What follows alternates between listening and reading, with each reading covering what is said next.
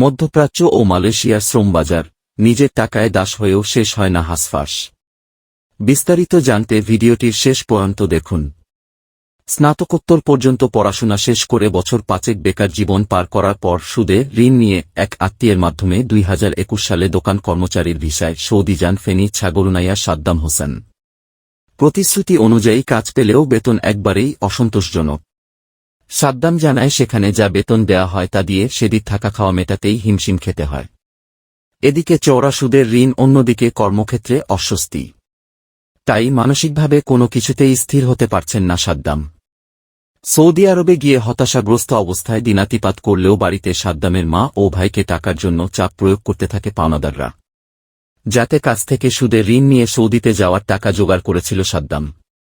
এখন দেশে এবং প্রবাসের যে কোনো জায়গায় অবস্থানই সাদ্দামের জন্য গলার কাটা হয়ে দাঁড়িয়েছে। সৌদিতে টিকে থাকতেও সেখানকার নিয়োগদাতা ব্যক্তি কোম্পানিকে প্রতি মাসে নির্ধারিত পরিমাণ চাঁদা দিয়ে থাকতে হয়। কাজ থাকুক বা না থাকুক, ভিসায় যাকে মালিক দেখিয়ে সেবি গেছে তার প্রতি মাসের চাঁদা মাফ নেই। এভাবেই বাংলাদেশি কর্মী নেওয়ার ক্ষেত্রে সৌদি নাগরিকদের মধ্যেও গড়ে উঠেছে একটি দালাল সিন্ডিকেট, যার প্রেক্ষিতে শুধু ভিসায় নিজের নাম ব্যবহার করেই চিরস্থায়ী উপার্জনের ব্যবস্থা হয়ে যায় ওইসব দালালদের। সাদ্দামের চেয়েও করুণ অবস্থা মালয়েশিয়া প্রবাসী মোশাররফের। গত 5 বছর যাবৎ মালয়েশিয়ায় বসবাস করলেও কোনো গতি করতে পারেননি তিনি। মালয়েশিয়ায় যাওয়ার সময় যে 5 লাখ টাকা ঋণ করা হয়েছিল সেটাও পরিশোধ হয়নি এখনো। এখন মালয়েশিয়া যাওয়াই তার জন্য গলার কাটা হয়ে দাঁড়িয়েছে। এখন আছেন তিনি উভয় সংকটে। এদিকে বিদেশে যাওয়ার সময় যে ঋণ হয়েছে তার চাপ, অন্যদিকে মালয়েশিয়ায় 3 মাস কোনো কাজ করলেও বাকি 3 মাস থাকতে হয় বেকার। বেতন যা হয় তাতে মালয়েশিয়ার খেয়ে পড়ে থাকতেও কষ্ট হয় বলে জানান মোশাররফ। মোশাররফ আরও জানান, মালয়েশিয়ার শ্রমবাজার বাংলাদেশিদের জন্য বন্ধ হয়ে যাবে এমন আভাস পাওয়ার পর থেকে বাংলাদেশ ও মালয়েশিয়ায় কর্মী আমদানি রপ্তানির সঙ্গে যুক্ত এজেন্সিগুলো খুব স্বল্প সময়ে অধিক সংখ্যক কর্মী মালয়েশিয়ায় ঢুকিয়েছে। যেখানে লোক প্রয়োজন 2 জন সেখানে এসেছে 20 জন। বাংলাদেশ থেকে মালয়েশিয়ায় যেতে 5-6 লাখ টাকা খরচ করে বহু লোক এখন মালয়েশিয়ায় ঢুকে মানবেতর জীবনযাপন করছে। অভিবাসন প্রত্যাশীদের কোনো গতি না হলেও জনপ্রতি 5-6 লাখ টাকা ঢুকেছে দুদেশের এজেন্সিগুলোর পকেটে। এদিকে প্রতারণা ও ভোগান্তি তো নিত্যদিনের সঙ্গী। শ্রমবাজার বন্ধের খবরে দ্রুত সময়ে ঢোকা লোকদের জন্য মালয়েশিয়ায় আগে থেকে বসবাসরত অভিবাসীদের ভোগান্তিও বেড়েছে। এদিকে মাঝে মাঝে পুলিশি ধরপাকড় তো আছেই। চলতি বছরের 1 জুন বন্ধ হল মালয়েশিয়ার শ্রমবাজার। এজেন্সিকে টাকা দেওয়ার পরও মালয়েশিয়ায় প্রবেশ করতে পারেনি প্রায় 17,000 অভিবাসন প্রত্যাশী। সিন্ডিকেটে আটকা মালয়েশিয়ার শ্রমবাজার। মালয়েশিয়ায় বাংলাদেশ থেকে কর্মী পাঠানোর প্রক্রিয়া সিন্ডিকেট ব্যবস্থার মাধ্যমে পরিচালিত হওয়ায় দেশের সকল রিক্রুটিং এজেন্সি কর্মী পাঠানোর সুযোগ পায় না। সুযোগ মেলে অল্প সংখ্যক এজেন্সির ভাগ্যে। শুরুতে সিন্ডিকেটের সদস্য ছিল 25টি এজেন্সি, পরে 3 ধাপে বেড়ে 100টি হয়েছে। সিন্ডিকেটে নাম ঢোকাতে প্রতিটি এজেন্সির কাছ থেকে বড় অঙ্কের টাকা নেওয়ার অভিযোগ রয়েছে সিন্ডিকেটের হোতাদের বিরুদ্ধে। আর চক্রে থাকা এজেন্সিগুলো বসে বসে প্রতি কর্মীর বিপরীতে অন্তত 1.5 লাখ টাকা সিন্ডিকেট ফি পাচ্ছে। অবশ্য এ টাকার একটি অংশ চলে যায় মালয়েশিয়ার চক্র নিয়ন্ত্রকদের কাছে। ইতোমধ্যে জনশক্তি আমদানি খাতে হয়রানির অভিযোগে মালয়েশিয়ার 47 নিয়োগদাতার লাইসেন্স স্থগিত করেছে দেশটির সরকার। একই সঙ্গে বাংলাদেশের 25 রিক্রুটিং এজেন্সির বিরুদ্ধে দুদকের অনুসন্ধানের কথা জানা গেছে। প্রায় 4 বছর বন্ধ থাকার পর 2022 সালের জুলাইয়ে যখন মালয়েশিয়ার শ্রমবাজার খোলে, তখন কর্মী পাঠানোর জন্য রিক্রুটিং এজেন্সি নির্বাচনের দায়িত্ব পায় মালয়েশিয়া। তাদের কাছে 1520টি রিক্রুটিং এজেন্সির তালিকা পাঠায় বাংলাদেশের প্রবাসী কল্যাণ ও বৈদেশিক কর্মসংস্থান মন্ত্রণালয়। কিন্তু বেছে নেওয়া হয় মাত্র 2-5টিকে। এজেন্সি বাছাই প্রক্রিয়ায় কোনো নীতিমালা ছিল না। এক্ষেত্রে প্রভাব খাটানো ও ঘুষ লেনদেনের পথ সুগম হয়েছে এ প্রক্রিয়ায়, যার প্রেক্ষিতে নতুন কিছু এজেন্সি চক্রে ঢুকতে পারলেও বাদ পড়ে যায় পুরনো অনেক এজেন্সি। মালয়েশিয়ায় বাংলাদেশ সহ 14টি দেশ কর্মী পাঠায়। তবে বাংলাদেশ ছাড়া কোনো দেশে এমন সিন্ডিকেট ব্যবস্থা নেই। এদিকে বাংলাদেশি শ্রমিকদের অনেকেই মালয়েশিয়ায় গিয়ে কাজ পাচ্ছেন না। কেউ কেউ ঋণ করে গিয়ে খালি হাতে ফিরে আসছেন।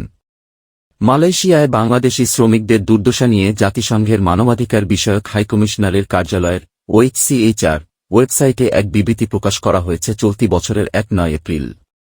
বিবৃতিতে বলা হয়েছে, মালয়েশিয়ায় বাংলাদেশি শ্রমিকদের অনেকেই দুর্বিষহ, মানবেতর ও অমর্যাদাকর পরিস্থিতির মধ্যে রয়েছেন। চাকরির ভুয়া প্রতিশ্রুতি দিয়ে শ্রমিকদের কাছ থেকে বড় অঙ্কের অর্থ হাতিয়ে নেওয়া হচ্ছে। চক্রের সঙ্গে জড়িত রয়েছেন বাংলাদেশ ও মালয়েশিয়া সরকারের উচ্চপদস্থ কর্মকর্তারা। অনিশ্চিত এমন পরিস্থিতিতে মালয়েশিয়া আপাতত বিদেশি কর্মী নেয়া স্থগিত করেছে। গত ১৯ বছরে মালয়েশিয়ায় বাংলাদেশের শ্রমবাজার বন্ধ হয়েছে ৩ বার। প্রতিবারই শ্রমিক পাঠানোর ক্ষেত্রে সিন্ডিকেট গঠনের বিষয়টি প্রকাশ্যে আসে। পরে সিন্ডিকেটের বিরুদ্ধে অনিয়ম, দুর্নীতি ও ঘুষের অভিযোগ ওঠে। বাংলাদেশিদের জন্য মালয়েশিয়ার শ্রমবাজার ২০০৯ সালে প্রথম দফায় বন্ধ হওয়ার পর ২০১৬ সালের শেষে খোলা হয়। তখন সিন্ডিকেটে ছিল বাংলাদেশের ১০টি রিক্রুটিং এজেন্সি। দুর্নীতি ও অনিয়মের অভিযোগে ২০১৮ সালের সেপ্টেম্বর থেকে আবার বন্ধ হয়ে যায় মালয়েশিয়ায় প্রবেশের পথ। আবার খোলা হয় ২০২২ সালে। তখন আবারও গড়া হয় সিন্ডিকেট। ২০২৩ সালের মার্চে মালয়েশিয়া জানায় আপাতত আর শ্রমিক নেবে না।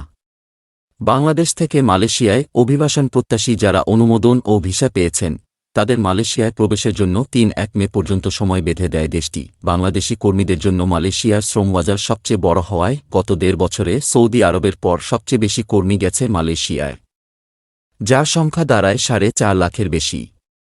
যার কারণে শ্রমবাজারটি বন্ধ হয়ে যাওয়ায় বাংলাদেশের প্রবাসী আয়ের ওপর নেতিবাচক প্রভাব পড়ার আশঙ্কা বাড়ছে। ২০২২ সালে শ্রমবাজার খোলার আগে বাংলাদেশের সঙ্গে একটি সমঝোতা স্মারক সই করে মালয়েশিয়া।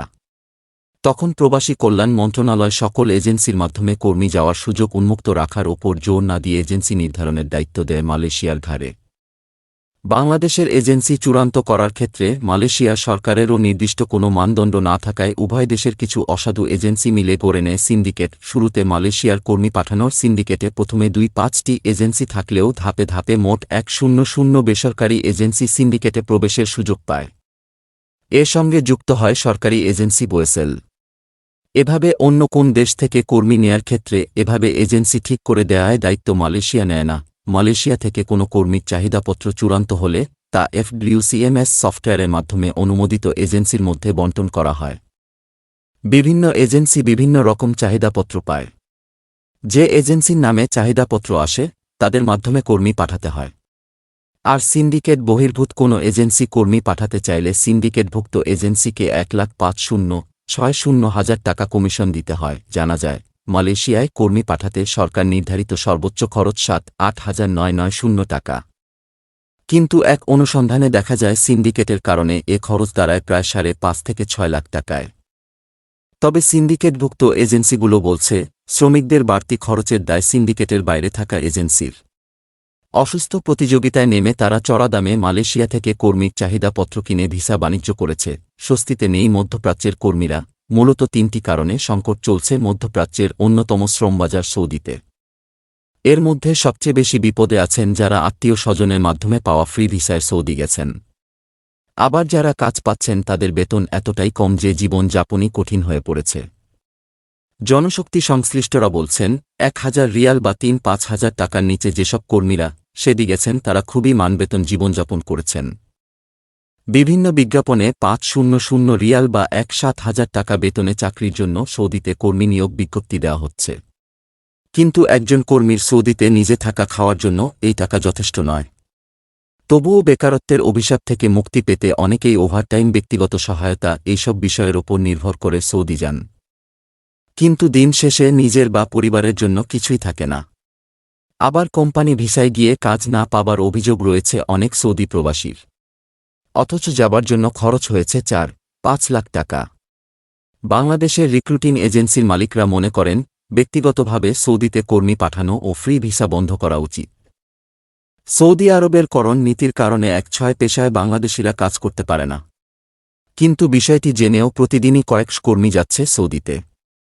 সৌদিতে বাংলাদেশের কর্মীরা আগে মোবাইলের দোকানে, কাপড়ের দোকানে এবং বিভিন্ন ছোট ছোট দোকানে কাজ করতে পারত। সেখানে কিন্তু আমাদের কর্মীরা এখন কাজ করতে পারছে না। তারা যে আশা নিয়ে সৌদি যাচ্ছে সে আশা দূরের কথা, তারা যে অর্থ ব্যয় করে যাচ্ছে সে অর্থ তারা আগামী ২-৩ বছরের মধ্যে তুলতে পারবে কিনা সেটি চিন্তার জায়গা তৈরি করেছে। এই বছরের প্রথম কয়েক মাসে প্রবাসী কল্যাণ মন্ত্রণালয়ে সবচেয়ে বেশি অভিযোগ করেছেন সৌদি প্রবাসীরা। গত ৩ বছরে প্রায় ১.৬ লাখ নতুন কর্মী সৌদি আরবে গেছেন আর আগের কর্মী ধরলে নতুন পুরাতন মিলিয়ে দেশটিতে এখন প্রায় ৩.০ লাখ বাংলাদেশি অভিবাসী অবস্থানরত বাংলাদেশের জনশক্তি। কর্মসংস্থান ও প্রশিক্ষণ ব্যুরোর বিএমওটি তথ্য অনুযায়ী ২০২২ ও ২০২৩ সালে ২.৪ লাখ লোকের বৈদেশিক কর্মসংস্থান হয়েছে, যার ৫.০% সৌদি আরবে কিন্তু অভিবাসী গমনে।